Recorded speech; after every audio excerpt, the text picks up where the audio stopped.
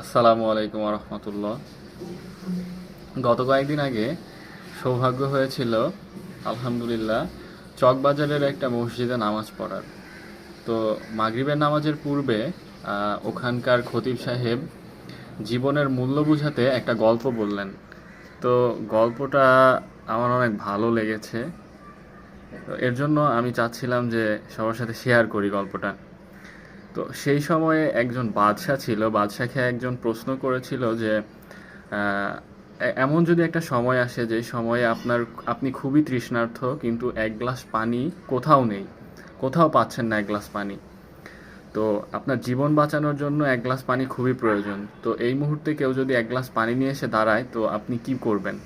তো তখন সেই বাদশা বলেছিল যে আমার জীবন বাঁচানোর জন্য সে যদি এক গ্লাস পানি দেয়, তাহলে আমি আমার অর্ধেক সাম্রাজ্য, অর্ধেক রাজত্ব তাকে দিয়ে দিব। তো এরপরে সেই প্রশ্নকারী আবার প্রশ্ন করলেন যে যদি পানিটা পান করার পরে সেই পানিটা বের হওয়ার কোনো জায়গা না থাকে, বা মানে বের না হয়, যদি শরীরে আটকে যায় সেই পানিটা, তাহলে কি করবেন?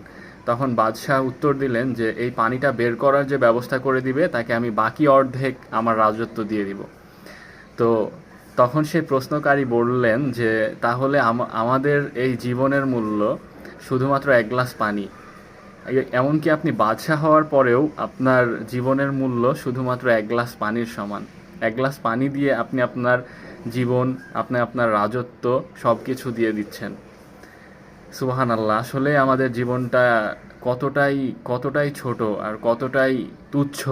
এক গ্লাস পানির চেয়েও তুচ্ছ আমাদের জীবন। যদি আল্লাহ সুবহানাহু ওয়া তাআলা মাটির নিচ থেকে পানি নিয়ে নেন, তাহলে আমাদের 2 থেকে 3 দিন আর বেঁচে থাকার কোনো উপায় থাকবে না। আল্লাহু আকবার।